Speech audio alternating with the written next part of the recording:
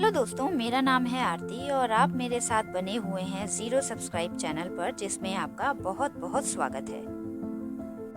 दोस्तों, ये कहानी है भगवान शंकर और माता पार्वती जी की।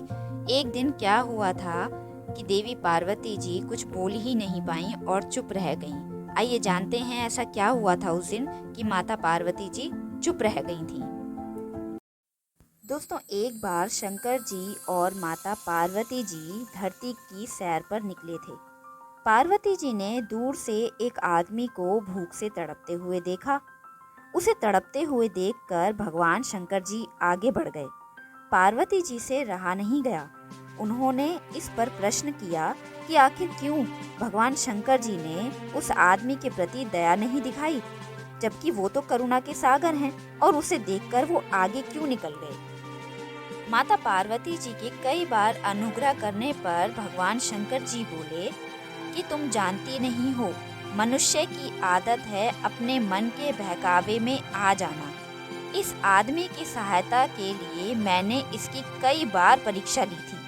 हर बार ये उस परीक्षा में असफल साबित ही हुआ था, कभी अपने मन के कारण तो कभी अपने कर्मों के कारण।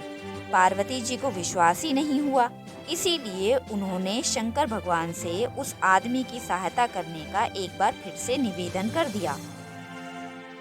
कई बार अनुग्रह करने के बाद आखिरकार भगवान शंकर जी मान ही गए और उन्होंने उस आदमी की एक बार फिर से परीक्षा लेने की सोची और माता पार्वती जी से कह दिया कि अब ये आखिरी मौका होगा इसके लिए। तो इस पर पार्वती जी ने कहा, ठीक है, आप इसे एक मौका मेरे कहने से दोबारा से दे दीजिए। तब भगवान शंकर जी ने उस आदमी को अचानक से खूब सारा खाना और अनाज से घेर दिया। वो आदमी इतना सारा खाना देखकर बहुत खुश हो गया था और तुरंत अपने पेट की भूख शांत करने में जुट गया।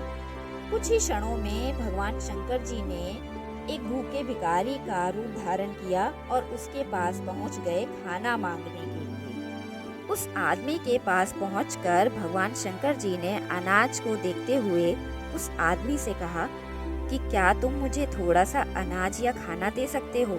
कई दिनों से मैं भूखा हूँ, मैंने कुछ भी नहीं खाया है। अगर तुम मुझे ये अनाज दे दोगे तो मैं अपने पेट की भूख को शांत कर पाऊंगा।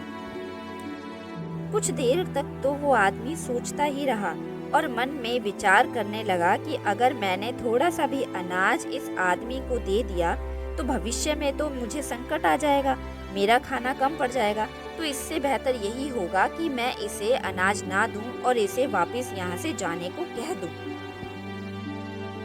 सोच विचार करने के बाद उस व्यक्ति ने अपने भविष्य की सुरक्षा के कारण ही उनकी मदद ना करने की ठान ली और देखते ही देखते उसने भगवान शंकर जी को अनाज देने से साफ इनकार कर दिया।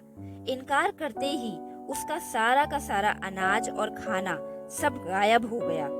भगवान शंकर जी पार्वती जी से बोले, देवी, जिसे पता हो कि भूख क्या होती है, वही इंसान दूसरे की भूख को क्यों नहीं समझ पा रहा है? वो दूसरे की सहायता करने के लिए पीछे पैर क्यों हटा रहा है? उसकी सहायता क्यों नहीं कर रहा है?